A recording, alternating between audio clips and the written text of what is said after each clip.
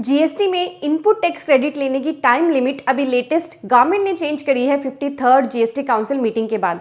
तो इस वीडियो में मैं आपके साथ अब ईयर वाइज डेट्स डिस्कस कर रही हूँ, क्योंकि बहुत सारे पर्सन्स को कंफ्यूजन हो गई है कि अब ईयरली क्या डेट है, पहले क्या थी, और साथ ही अगर रिवर्स चार्ज की बिलिंग है तो क्या चेंज है सेक्शन 16(4) की टाइम लिमिट में, और अगर आपका जीएसटी नंबर कैंसिल कर दिया था डिपार्टमेंट ने, फिर उसके बाद आपने उसे रिवोक कराया, तो हम इन चीज़ों की डिस्कशन इस वीडियो में कर रहे हैं। इंपॉर्टेंट वीडियो रहेगी, इसे एंड तक देखना और भी पर्सन्स के साथ शेयर कर लेना। आप देख रहे हैं सीए गुरुजी, मैं हूं सीए पूजा, और स्क्रीन पे आपको जो भी कोर्सेज के नाम दिख रहे हैं ये सभी कोर्सेज CA-Guruji-Classes.com पे अवेलेबल हैं।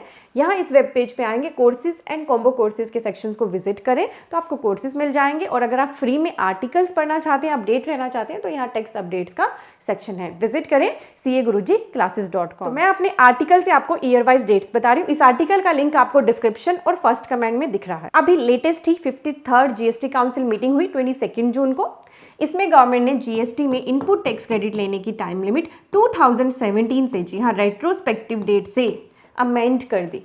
क्यों ऐसा हुआ, इसकी हिस्ट्री ये रही कि बहुत सारे डिस्प्यूट्स चल रहे थे, बहुत सारे हाई कोर्ट्स ने इस पर डिसीजन दिया था कि गवर्नमेंट ने जो ये टाइम लिमिट लगा रखी है ये गलत है। सुप्रीम कोर्ट में भी इसकी आगे हियरिंग पेंडिंग थी, तो गवर्नमेंट ने पहले ही 53rd जीएसटी काउंसिल मीटिंग से इसे अनाउंस कर दिया। इसकी वजह से बहुत सारे डिस्प्यूट अब सेटल हो जाएंगे। अब जिन्हें नहीं पता, कुछ पर्सन ऐसी वीडियोस के बाद पूछते हैं कि आईटीसी क्या होता है। इनपुट टैक्स क्रेडिट इसकी फुल फॉर्म है, और आईटीसी का मतलब है कि आपने परचेज के टाइम पर जो जीएसटी पे करा है वो आप सेल के टाइम पे जो जीएसटी लगाते हो उसमें से सेट ऑफ कर सकते हो और बैलेंस गवर्नमेंट को पे करते हो। यानी मान लीजिए आपका सेल के टाइम पे 1000 जीएसटी बनता था, और जब आपने परचेज की थी तो आपने 200 का जीएसटी उस पर ऑलरेडी पे किया था, तो आप गवर्नमेंट को अब 800 पे करेंगे। तो सारा जो खेल है ना, ये 200 रुपये का है। ये आईटीसी, इसको लेने की गवर्नमेंट ने टाइम लिमिट लगा रखी है, इसकी बहुत सारी कंडीशंस लगा रखी हैं। जो आपके लिए इनपुट टैक्स क्रेडिट एलिजिबल ही नहीं है वो आप ले ही नहीं सकते। ठीक है, तो मैंने यहाँ पे आपको ब्रीफ दे दिया। तो अब गवर्नमेंट ने इसकी डेट्स में ड्रास्टिक चेंज कर दिया है, तो हम अब ईयर वाइज डेट्स को समझ रहे हैं। इस आर्टिकल के अंदर मैंने सारे लॉ की लैंग्वेज वगैरह भी डाली है, कैसे कैसे इसमें चेंज हुआ था। अब हमने यहाँ पे एक आपके लिए समरी टेबल बना दी है। ठीक है, यहाँ पे पहला ईयर इंक्लूड करा है हमने 2017-18। ओरिजिनली इसकी डेट वही थी कि सितंबर की रिटर्न भरने की जो लास्ट डेट है नेक्स्ट फाइनेंशियल ईयर में, यानी कि 17-18 फाइनेंशियल ईयर के 20 अक्टूबर 2018। पर क्योंकि 2017 में जीएसटी नया आया था, तो इस ईयर की डेट को गवर्नमेंट ने सीधे कर दिया था 20 अप्रैल 2019, और ये डेट एक्ट में ही लिखी हुई है सेक्शन 16(4) के प्रोविजो में। ठीक है, ये इसकी प्रीवियस डेट थी, ओरिजिनल डेट थी। अब गवर्नमेंट ने इस डेट को कर दिया है 30 नवंबर 2021, यानी इस डेट तक अगर आपने 3B फाइल कर दी है। क्या फाइल कर दी है?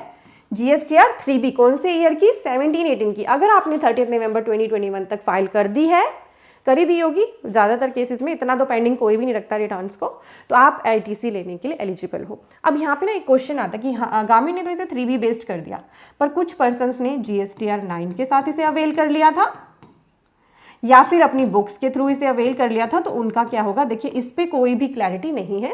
जो कंडीशन लगाई है इस टाइम लिमिट को एक्सटेंड करते हुए, वो यही लिखा है कि अगर 3B रिटर्न इस डेट तक फाइल कर दी है तो आप आईटीसी लेने के लिए एलिजिबल हैं। देन ईयर 18-19, इसकी ओरिजिनल डेट थी 20 अक्टूबर, यानी सितंबर की 3B भरने की जो डेट है अगले फाइनेंशियल ईयर में वो थी। अब इसे कर दिया गया है 30 नवंबर 2021। ऐसे ही 19-20 के लिए 20 अक्टूबर 2020 थी, इसको कर दिया है 30 नवंबर 2021। 2021 के लिए डेट थी 20 अक्टूबर 2021, ये भी 30 नवंबर 2021 ही मानी जाएगी। अभी गवर्नमेंट ने प्रेस रिलीज में ये अनाउंसमेंट्स करी है, इनकी अभी नोटिफिकेशन ऑफिशियल पेंडिंग है। जैसे ही वो ऑफिशियल नोटिफिकेशन आएगी, आपको इसी आर्टिकल में भी लिंक होकर मिल जाएगी, और आपको हमारे चैनल पे उसकी सेपरेट वीडियो भी मिलेगी। ठीक है, देन हमारे आगे के जो ईयर है, ईयर 21-22, अब गवर्नमेंट ने तो इन 4 डेट्स ईयर्स की ही डेट बढ़ाई है। तो अब जो बाकी के ईयर्स हैं आगे जो अभी हमारे कंटिन्यू है, उनका क्या है? उनकी डेट ऑलरेडी 30 नवंबर गवर्नमेंट ने कर दी थी। ठीक है, अमेंडमेंट करी थी सेक्शन 16(4) में ऑफिशियल नोटिफिकेशन के थ्रू। तो आगे की डेट्स तो वैसे ही 30 नवंबर है। 21-22 के लिए आपको आईटीसी अवेल करना है 30 नवंबर 2022 तक। 22-23 फाइनेंशियल ईयर के लिए 30 नवंबर 2023 तक। और अभी जो हमारा फाइनेंशियल ईयर क्लोज हुआ है 23-24, उसका आईटीसी लेने के लिए तो अभी आपके पास टाइम भी है 30 नवंबर 2024 तक।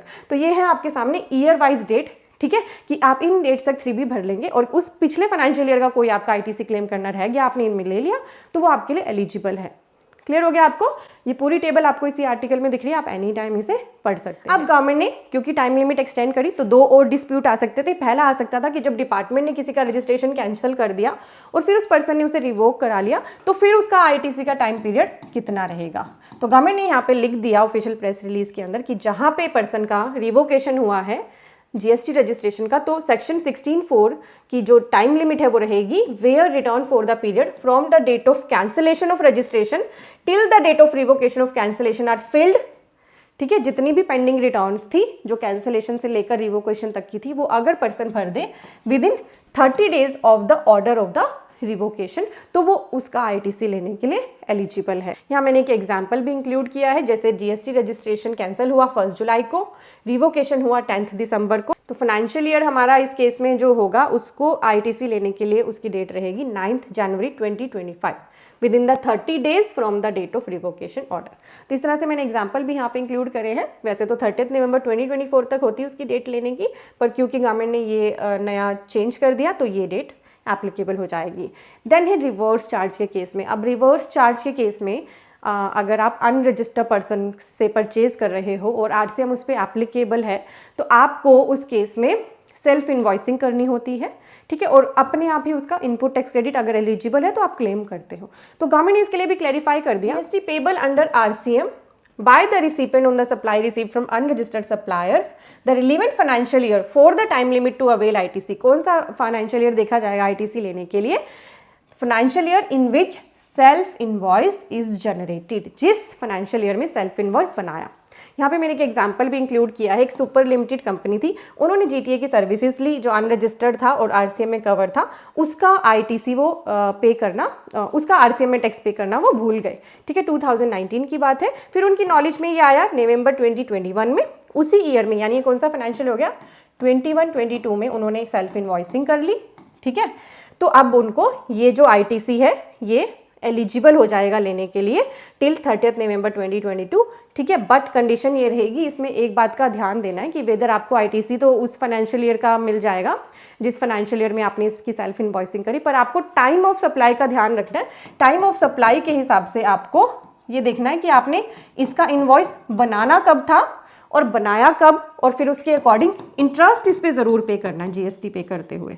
ठीक है, तो इस बात का ध्यान रखना है। टाइम ऑफ सप्लाई के रूल्स में चेंज नहीं हुआ। आईटीसी लेने के लिए गवर्नमेंट ने आपको जो है एक्सटेंशन दी है, पर टाइम ऑफ सप्लाई के रूल्स में कोई चेंज नहीं है, इसलिए इंटरेस्ट कंपोनेंट जो आएगा आरसीएम की लायबिलिटी पर वो आपको पे करना पड़ेगा। 53rd जीएसटी काउंसिल मीटिंग में और भी बहुत इंपॉर्टेंट डिसीजंस हुए थे, वो सारे मैंने इस वीडियो में कवर करे हैं, और जीएसटी रेट चेंजेस मैंने इस वीडियो में कवर करे हैं। ये दोनों वीडियो आप सीए गुरुजी चैनल पेज पे आके भी देख सकते हो, इनका लिंक मैंने डिस्क्रिप्शन में और फर्स्ट कमेंट में भी दिया है, इनको जरूर देखना। अभी मैं एक एक करके भी ये जो चेंजेस हैं वो कवर कर रही हूँ वीडियोज में, कंसोलिडेटेड चेंजेस इन वीडियोज से आपको आगे भी और भी वीडियोज चैनल पे आएंगी, तो इसीलिए इस वीडियो के नीचे सब्सक्राइब बटन है, चैनल पेज पे आए, सब्सक्राइब बटन पे क्लिक कर ले, आपके लिए बिल्कुल फ्री है, ताकि आगे जो इंपॉर्टेंट वीडियोस अभी मैं डालूंगी आप कोई भी वीडियो मिस ना करें। CAGuruji-classes.com पे, यहाँ पे हमारे कोर्सेज के लिए जाइए, कोर्सेज सेक्शन में यहाँ आपको कोर्स दिख रहे हैं, trademark registration, income tax ITR and TDS, GST course, automation of balance sheet, TDS and TCS का course, accounting with Tally prime, company registration, and then आपको लगेगा कि कुछ कोर्सेज के नाम यहाँ रिपीट हो रहे हैं। एक्चुअली जो थंबनेल येलो कलर में है वो लिमिटेड वैलिडिटी के कोर्सेज हैं, और जो ब्लैक कलर की ये थंबनेल है ये लाइफ टाइम वैलिडिटी के कोर्सेज हैं। कोर्सेज में कोई डिफरेंस नहीं, सिर्फ वैलिडिटी में डिफरेंस है। जिस भी कोर्स में आप इंटरेस्टेड हैं उस पर क्लिक करें, जैसे आपको ये कोर्स बाय करना है। यहाँ आने के बाद सबसे पहला काम करें कि यहाँ पे अबाउट द कोर्स दिया है, शो मोर करें और इस कोर्स के बारे में आराम से 10-15 मिनट आराम से यहाँ स्पेंड करें, और जब आपको लगे कि ये कोर्स आपकी नीड को सेटिस्फाई कर रहा है तो बस ऐड टू कार्ट कर दें। ऐड टू कार्ट करते ही आपसे कुछ बेसिक इन्फो आपकी पूछी जाएंगी और आपका यहीं से यूज़र नेम एंड पासवर्ड भी क्रिएट हो जाएगा, जिसके बाद आप यहाँ पे लॉगिन करके ही कोर्स को देख पाएंगे। तो बहुत ही ईजी है हमारे कोर्सेज में इनरोल करना, और यहाँ पे कॉम्बो कोर्सेज का भी सेक्शन है। तो अगर आपको लगे कि मुझे तो जीएसटी भी सीखना है, इनकम टैक्स भी सीखना है, ITR भी सीखना है, तो आपके लिए हमारे कॉम्बो कोर्सेज अवेलेबल है। तो CAGuruji-classes.com पे आए और हमारे कोर्सेज का बेनिफिट लें। किसी भी तरह की क्वेरी के लिए कॉन्टैक्ट का टैब है, आप टीम के साथ कॉन्टैक्ट कर सकते हैं। Thank you so much for watching.